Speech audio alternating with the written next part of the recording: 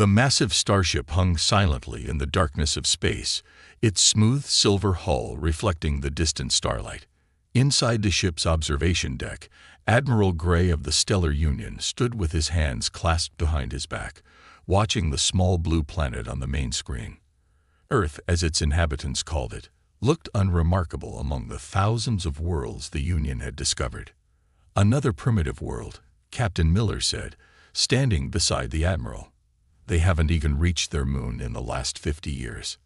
Admiral Gray nodded slowly, his tall frame casting a long shadow across the polished floor. The Union scans had revealed a planet still dependent on fossil fuels, with most of their space activity limited to low-orbit satellites. Their most advanced computers were laughably simple compared to Union technology. "Look at this," Miller continued, bringing up a holographic display. "They're still using radio waves for communication. Actual electromagnetic radiation, bouncing through their atmosphere." The Admiral allowed himself a small smile. In his 30 years of leading the Union's 7th Fleet, he had overseen the integration of dozens of worlds into their alliance. Some joined willingly, others required convincing, but all eventually recognized the benefits of Union membership. Earth would be no different. "Their military capabilities?" Gray asked, though he already knew the answer. "Primitive projectile weapons, basic nuclear devices, and a handful of crude space stations. Nothing that could challenge even one of our scout ships." Miller paused, checking another readout.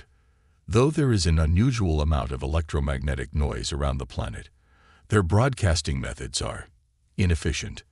Gray dismissed the concern with a wave of his hand. "All developing worlds go through this phase. They blanket themselves in radio waves before discovering proper quantum communications." The ship's sensors registered thousands of different signals emanating from Earth's surface: entertainment broadcasts, communication channels, navigation beacons, and countless other transmissions. The humans seemed to rely on these signals for everything from finding their way around to watching their favorite shows. "Send the standard first contact package," Gray ordered. "Let's see how their governments react." Within hours, the Union's message reached Earth's major powers. The response was predictably chaotic. Their global communication networks exploded with activity, military forces went on high alert, and their primitive satellites tried to gather more information about the Union fleet. "They're scrambling their aircraft," reported Officer Thompson from his monitoring station. "Military bases worldwide are mobilizing. Several nations have moved their nuclear weapons to ready status." Gray watched the panicked reactions with mild amusement. It was always the same with primitive worlds. Their first instinct was to fight, not understanding how hopeless resistance would be. The Union's technology was centuries beyond anything Earth could muster. "Launch our probe network," Gray commanded. "I want detailed scans of every major military installation and government facility." As the probes descended through Earth's atmosphere, the first anomalies appeared. Several units reported unexpected interference with their scanning systems. The ship's technicians attributed it to the dense layer of radio signals surrounding the planet. "Sir," Thompson called out, his voice carrying the note of concern, "3 of our probes have gone offline. The interference seems to be affecting their navigation systems." Gray frowned. This was unusual, but not alarming. "Switch to backup frequencies and launch replacement probes, and have engineering analyze that interference pattern." The next few hours brought more small issues. Communication with the probes became increasingly unreliable. Some of the fleet's more sensitive instruments began showing irregular readings. Even the quantum communication links between ships experienced occasional glitches. In the ship's engineering section, Junior Technician Smith stared at his diagnostic screens with growing unease. The interference patterns weren't random. They showed subtle structures, like layers built up over decades of broadcasting. But when he tried to report his findings, his superiors dismissed his concerns.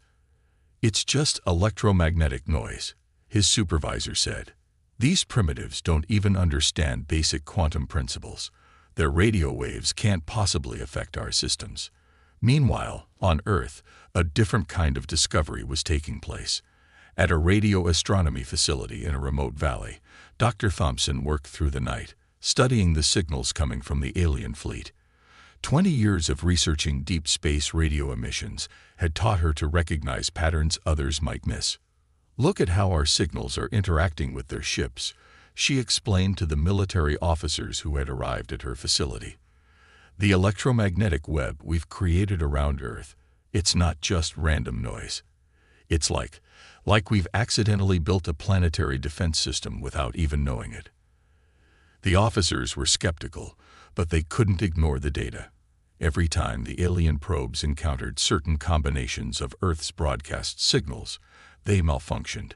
It wasn't consistent enough to be a weapon yet, but it suggested possibilities. Back in orbit, Admiral Gray prepared to move forward with standard first contact protocols. His fleet would demonstrate their power by neutralizing Earth's major military installations, then offer protection and technological advancement in exchange for joining the Union. It was a strategy that had worked countless times before. "Begin positioning the fleet for the demonstration," he ordered. "Target their largest military bases first." As the Union ships moved into their attack formation, more system glitches appeared. Navigation computers took longer to calculate positions. Energy readouts fluctuated. Communication delays grew longer. But none of it seemed serious enough to delay the mission. Gray stood on his bridge, watching Earth grow larger on the main screen. Soon, these primitives would understand their place in the galaxy. Soon, they would join the countless other worlds that had submitted to the Union's superior technology and culture. He had no way of knowing that Earth's apparent weakness, its chaotic, overlapping web of radio signals, was about to become his fleet's greatest nightmare. The humans, dismissed as primitive and harmless, were about to teach the Stellar Union a lesson about underestimating inferior technology. What Gray saw as inefficiency was about to become efficiency's worst enemy. The problem started small, like tiny cracks in a dam. In the engine room of the Union flagship, Junior Technician Smith watched his instruments with growing concern. The interference patterns were getting stronger, and they definitely weren't random. Every time Earth rotated, bringing its most populated regions into view, the distortions in their systems grew worse. "Look at this pattern," Smith said to his colleague, pointing at the screen. "It's like waves in a pond, but they're made of radio signals, and they're bouncing off each other, creating new patterns." His fellow technician shrugged. "Just noise from their primitive broadcasts. Nothing our systems can't handle." But Smith wasn't convinced. He'd spent years maintaining the fleet's quantum communication systems, and he'd never seen interference quite like this. The humans' radio signals seemed to be interacting with each other in ways that created complex, ever-changing patterns. It reminded him of the neural networks in Union computers, but on a planetary scale. Above Earth, more Union probes were failing. Some simply stopped responding, while others reported impossible readings before going dark. The fleet's commanders blamed poor maintenance and ordered more probes launched, but the failure rate kept climbing. In the ship's medical bay, Dr. Wells noticed something odd. The crew members who worked closest to the scanning arrays were reporting headaches and strange dreams. Nothing serious, but unusual for people protected by the Union's advanced health technology. When she tried to report it up the chain of command, her concerns were dismissed as routine stress symptoms. Meanwhile, on Earth, governments worldwide were mobilizing for what they assumed would be humanity's last stand. Military bases buzzed with activity as soldiers prepared weapons that everyone feared would be useless against the alien threat. But in a handful of research facilities around the globe, a different kind of preparation was underway. Dr. Thompson hadn't slept in 2 days. Her small team of radio astronomers had been analyzing every scrap of data they could get about the alien ships, and what they found was fascinating. The Union's technology, for all its advancement, had a weakness. Their quantum systems were incredibly precise, but that precision made them vulnerable to certain types of interference. "It's like trying to have a quiet conversation in a room full of people talking," she explained to the military officials gathered in her lab. "A few voices you can ignore, But when thousands of signals overlap and reflect off each other, it creates a kind of electromagnetic chaos that their systems can't filter out. The officials exchanged skeptical looks. "Are you saying we can fight their fleet with radio waves?" General Roberts asked, his voice heavy with doubt. "Not exactly," Thompson replied. "But look at this." She pointed to a graph showing the alien probe failure rate. The failures spike whenever the probes pass through areas with dense overlapping broadcast signals. If we could amplify this effect. On the Union flagship, Admiral Gray was getting impatient. The preliminary scans were taking longer than expected, and the probe losses were becoming expensive. He called a meeting of his senior staff to discuss the situation. "These technical issues are becoming annoying," he said, looking around the conference room. "I want solutions, not excuses." Captain Miller cleared his throat. "Sir, engineering reports that the interference is affecting more systems than initially thought. We might want to consider moving the fleet to a higher orbit until we can properly shield." "Absolutely not," Gray cut him off. "I won't have it said that the 7th Fleet was pushed back by primitive radio waves. Increase power to the shields and proceed with the operation as planned." In the corner of the room, Smith shifted uncomfortably. He'd been invited to present his findings about the interference patterns, but now he wondered if speaking up would only make things worse. Still, he had to try. "Sir," he said, his voice steady despite his nerves, "I believe the humans' broadcast network is more significant than we realized. The signals aren't just random noise. They're creating a kind of—" He struggled to find simple words for a complex concept, a kind of living electromagnetic field around their planet. The room fell silent. Then several officers laughed. Gray didn't laugh, but his expression made it clear what he thought of the theory. "Technician Smith," he said coldly, "I suggest you focus on maintaining our systems rather than inventing threats where none exist. This meeting is concluded." As the officers filed out, Miller held Smith back. "That took courage," he said quietly, "and for what it's worth, I think you might be right. Keep monitoring those patterns. Just be more discreet about reporting them." Back on Earth, Dr. Thompson's team had made a breakthrough. They discovered that certain combinations of broadcast frequencies seemed to create stronger interference effects. Military commanders worldwide began quietly ordering changes to their radio and television broadcast patterns, testing different frequency combinations. The Union fleet, unaware of the deliberate nature of these changes, continued their preparation for the demonstration of force. But more systems were starting to show strain. Navigation computers took twice as long to calculate positions. Quantum communication links between ships dropped out randomly. Even the artificial gravity flickered occasionally. In his quarters, Admiral Gray reviewed the latest status reports with growing frustration. Something wasn't right, but he couldn't put his finger on it. His instincts, honed by decades of military service, told him he was missing something important. But his pride wouldn't let him acknowledge that a primitive world like Earth could pose any real threat to his fleet. Smith, monitoring the interference patterns from his station, saw what was coming. The humans were learning, adapting their broadcast patterns. The chaotic web of signals around their planet was becoming more organized, more focused. It wasn't a weapon yet, but it was getting closer. As Earth's night side turned toward the fleet, bringing the heavily populated regions of Asia and Europe into view, the interference reached new levels. Shield generators started drawing more power. Quantum processors began showing errors. And in the space between the fleet and Earth, the invisible web of human broadcasts grew stronger, denser, more complex. The storm was coming, and only a few people on either side recognized it. Humanity's greatest weakness, its cluttered, inefficient, overlapping communication networks, was about to become its greatest strength.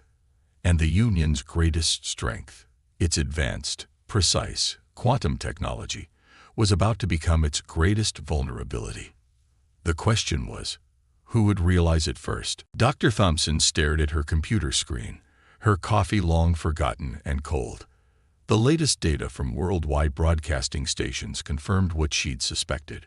Earth's radio signals weren't just interfering with alien systems, they were starting to synchronize in unexpected ways. Decades of overlapping broadcasts had created something new, something that even the aliens' advanced technology couldn't handle. It's like we built a planetary defense system by accident, she explained to General Roberts, who had become a regular visitor to her lab. Every radio tower, every TV station, every satellite. They're all part of it. We just never realized what we had. The general leaned over her shoulder, studying the complex patterns on the screen.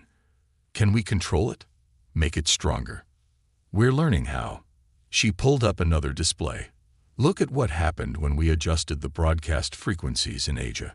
3 more alien probes went dark in that sector. Above the planet, the Union fleet was facing more serious problems. Shield generators were running hot, quantum computers were showing error rates far above normal, and communication between ships was becoming increasingly difficult. In the engine room of the flagship, Smith worked frantically to keep systems online. The interference is everywhere now, he told Captain Miller during an emergency briefing. It's like trying to swim through thick mud. Our quantum systems can't maintain coherence. Miller nodded grimly. The Admiral needs to know the full extent of this. No more sugarcoating the reports. But when they brought their findings to Admiral Gray, his response surprised them. Instead of anger, he showed only cold determination. So the primitives have found a way to disrupt our systems. Interesting, but ultimately futile. Prepare the fleet for immediate attack. We'll show them what real power looks like. On Earth, military leaders were gathering in a secure bunker to discuss humanity's defense plans. Dr. Thompson's discoveries had given them hope, but they needed more than just interference to stop an alien invasion. We've confirmed that our broadcast network affects their ships, General Roberts announced to the assembled commanders. Now we need to turn that effect into a weapon. A technician raised his hand. Sir, we've been experimenting with different frequency combinations. When we align multiple broadcasts in specific patterns, the interference effect gets much stronger. Like turning up the volume? Someone asked. More like turning chaos into order, Dr. Thompson explained. We're teaching Earth's electromagnetic field to dance to our tune. All around the planet, broadcast stations began changing their transmission patterns. Radio towers adjusted their frequencies. TV stations modified their signal strength. Communications satellites shifted their beams. Slowly, the random noise of human broadcasts became more focused, more directed. In orbit, the effects were immediate. Union ships started reporting critical system failures. Quantum computers crashed and rebooted randomly. Shield generators overloaded. Navigation systems showed impossible readings. Smith watched in fascination as the interference patterns shifted. They're learning, he whispered. The humans are actually learning how to use this. Captain Miller stood beside him, watching the disaster unfold on multiple screens. We need to tell the Admiral.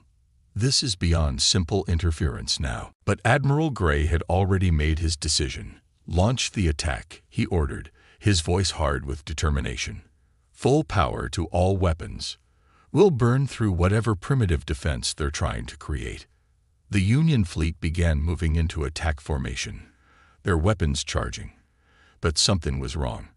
The ships weren't moving in sync anymore. Some drifted off course, their navigation systems confused by the strengthening electromagnetic field. Others reported weapon systems failing to charge properly. On Earth, Dr. Thompson and her team worked frantically to coordinate the global broadcast network. Every radio station, every TV transmitter, every satellite dish had become part of humanity's defense. The chaotic web of signals that had grown around Earth over decades was transforming into something else, a shield made of pure electromagnetic energy. Look at this, one of her assistants called out. The patterns are self-reinforcing now. It's like the signals are learning from each other. Dr. Thompson rushed to his station. The displays showed something remarkable. Earth's broadcast network wasn't just creating interference anymore. It was adapting, evolving, becoming more effective at disrupting alien technology with each passing minute. In the Union fleet, panic was starting to spread. Ships were losing power, weapons wouldn't fire, and communication systems were failing completely. The precise, advanced quantum technology that made their civilization so powerful had become their greatest weakness. "Sir," Captain Miller reported to Admiral Gray, "we're losing control of the fleet. Whatever the humans are doing, it's getting stronger. We need to retreat before." A massive surge of electromagnetic energy washed over the fleet. Quantum computers crashed. Shield generators overloaded. Navigation systems went dark. The mighty ships of the Union hung in space, their technology rendered useless by what they had dismissed as primitive noise. Smith, watching from his engineering station, finally understood what he'd been seeing in the interference patterns. "It's beautiful," he said to nobody in particular. They turned their entire civilization's communication network into a weapon, not by design, but by accident, by being inefficient and messy and human. Admiral Gray stood on his bridge, watching helplessly as his fleet systems failed one by one.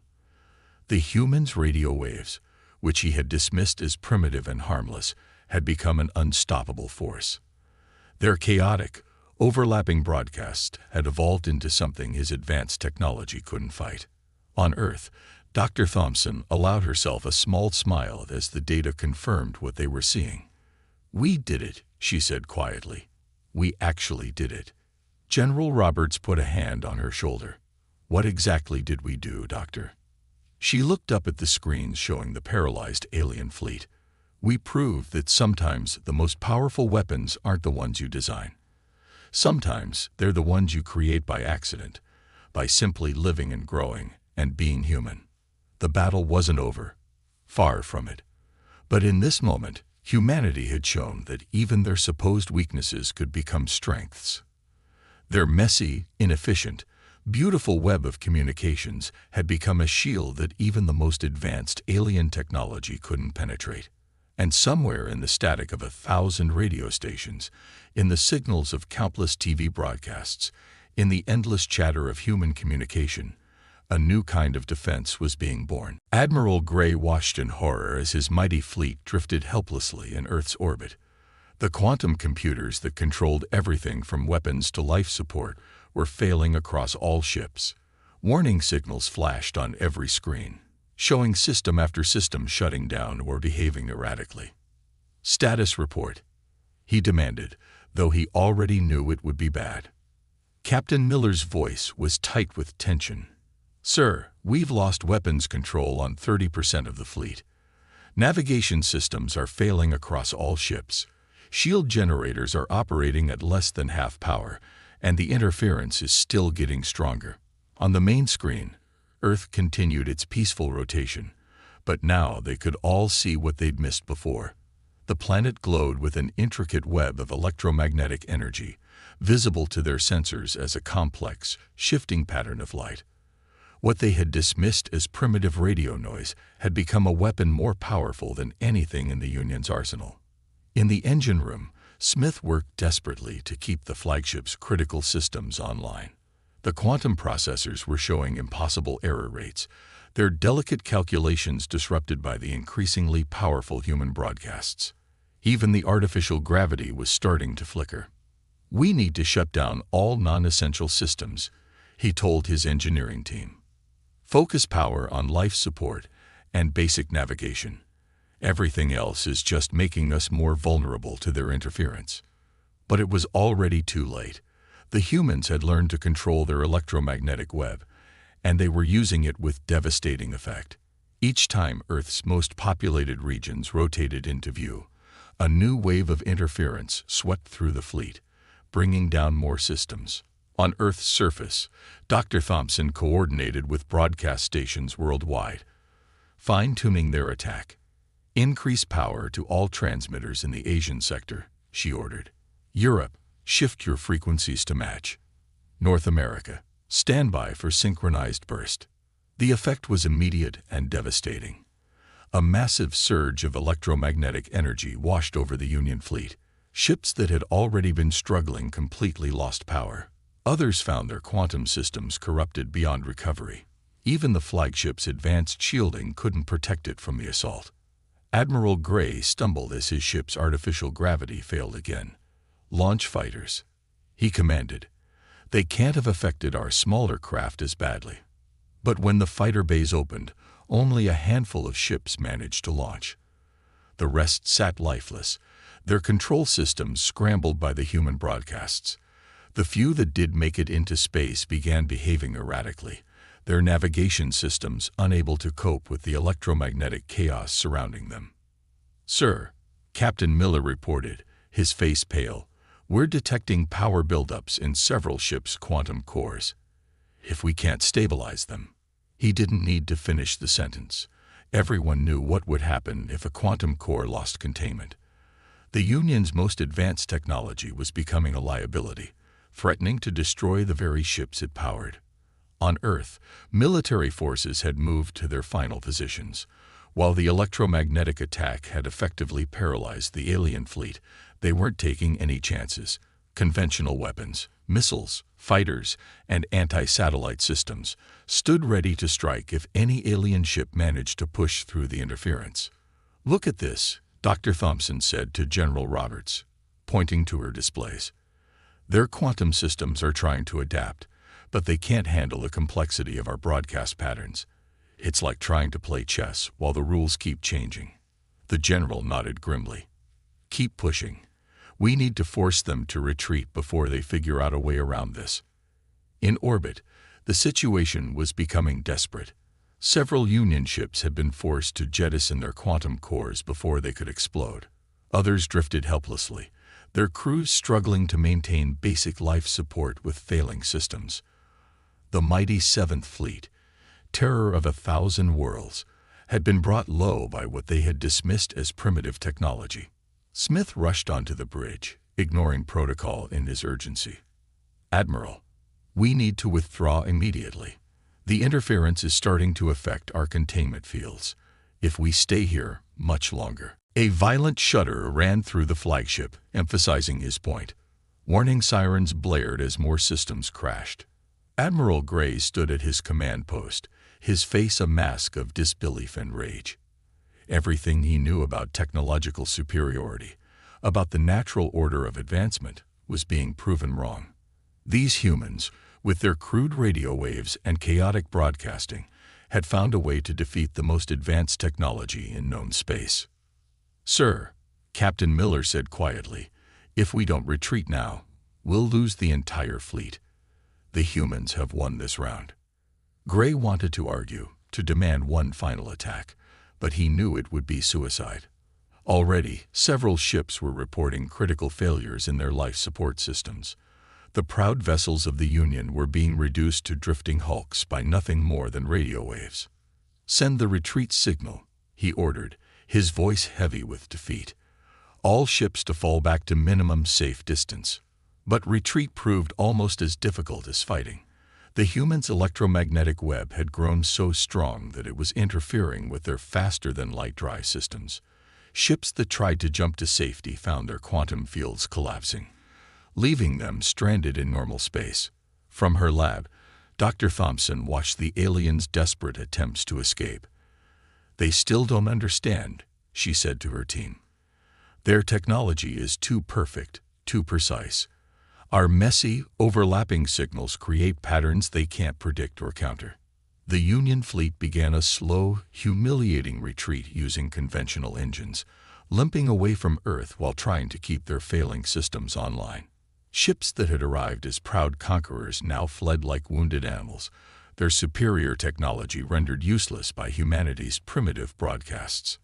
As the fleet retreated, Smith made one final note in his technical log. "The humans never built this weapon. They created it by accident, through decades of inefficient, overlapping communication. Their weakness became their strength, and our strength became our weakness." The universe, it seems, has a sense of irony. The battle wasn't completely over. Somewhere out there, the Stellar Union was surely planning its response.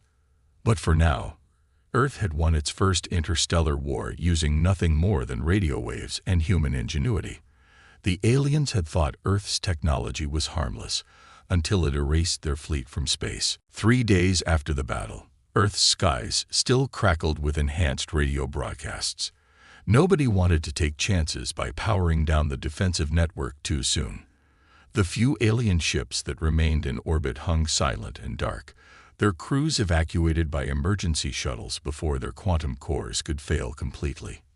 Dr. Thompson stood at her lab window, watching the sunrise. On her desk, screens showed the continuing evolution of Earth's electromagnetic defense web. What had started as a desperate improvisation had grown into something remarkable, a planetary shield created from nothing more than human communication. "The latest data is in," her assistant said, bringing over a tablet. "The broadcast pattern is self-sustaining now. Even if we powered down half our transmitters, the interference effect would continue." She nodded, unsurprised. "We created something alive," she said quietly. "Not alive like we are, but alive in its own way. All our radio shows, phone calls, and TV broadcasts, they've woven themselves into something new." In orbit, teams of engineers in heavily shielded shuttles were studying the abandoned Union ships. They worked carefully, knowing that any active quantum technology would be instantly disrupted by Earth's new defense system. What they found amazed them. "Their technology is incredible," one engineer reported to General Roberts. "But it's also incredibly vulnerable. They built everything on quantum systems, never thinking they might encounter something that could disrupt quantum coherence on a massive scale." The general smiled. "And we disrupted it with technology they thought was primitive. Sometimes the old ways are the best ways." Meanwhile, on the far side of the moon, Admiral Gray faced the most difficult moment of his career. His surviving ships had gathered there, using the moon's bulk to shield them from the worst of Earth's electromagnetic interference. Now he had to contact Union Command and report his failure. "The humans," he said into his communication unit, "have developed a defense system we cannot counter. Their planetary broadcast network has evolved into a weapon that renders our quantum technology useless. I recommend classifying Earth as a protected world, too dangerous to approach." The response from Command was immediate and harsh. They demanded details, explanations, plans for a counterattack. Gray had none to offer. How could he explain that humanity's greatest weapon had been created by accident, through decades of inefficient communication methods that advanced civilizations had long abandoned? Back on Earth, Smith had made a different choice. After the retreat order, he had asked for asylum, wanting to study the phenomenon that had defeated the Union's technology. Now he worked with Dr. Thompson's team, helping them understand both the alien technology and how Earth's broadcasts had affected it. "It's beautiful," he said, watching the patterns on the monitoring screens. "Your species built this without even knowing what you were creating. Every time someone turned on a radio, watched television, or made a phone call, they added another thread to the web." Dr. Thompson nodded. "We always thought we needed to abandon radio waves and move to more advanced technology. Instead, we just needed to understand what we already had. Around the world, things were changing quickly. The knowledge that humanity was not alone, and that Earth could defend itself, had transformed society overnight. Nations that had been enemies found themselves working together to maintain and improve the broadcast defense network. Old radio towers, once considered obsolete, were repaired and upgraded. But the most profound changes were happening in the scientific community. The study of Earth's electromagnetic web opened new fields of research. Scientists discovered that the complex patterns of human broadcasts had created something like a planetary nervous system, a network that could be tuned to defend against any quantum-based technology. "We need to be ready," General Roberts told a meeting of world leaders. "The Union will be back, and next time, they'll try to find a way around our defenses." But Smith, who knew Union thinking better than anyone, wasn't so sure. "You don't understand," he told the general. "The Union builds everything on quantum technology. Your broadcast web doesn't just disrupt their weapons, It disrupts their entire civilization. They can't fight you without completely rebuilding their technology from the ground up. The Union must have reached the same conclusion. A week after the battle, they sent a message, not from their usual quantum communication systems, but broadcast on simple radio waves. They proposed a treaty, recognizing Earth as a sovereign world and promising to share non-quantum technology in exchange for studying Earth's unique defensive capabilities. Dr. Thompson read the message twice before responding. "They still don't understand," she told her team. "They think we designed this as a weapon. They don't realize it's just the natural result of billions of humans talking to each other in the most inefficient way possible." The world's leaders debated the Union's offer. Some wanted to refuse all contact, to keep Earth isolated and safe behind its electromagnetic shield. Others saw an opportunity to join the galactic community on equal terms, protected by humanity's accidental superweapon. In the end, they chose a middle path. Earth would establish diplomatic relations with the Union, but maintain its broadcast network at full strength. Humanity would share its knowledge of radio technology, but only after ensuring that the planetary defense system could not be compromised. Smith, watching Earth's cities light up as night fell, reflected on the irony of it all. The Union had come to Earth expecting to find a primitive civilization barely worth conquering.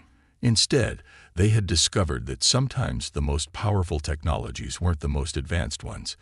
They were the ones that had grown naturally, shaped by the daily lives and needs of billions of people.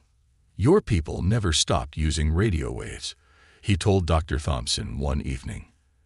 "Every other civilization abandoned them as soon as they discovered quantum communication.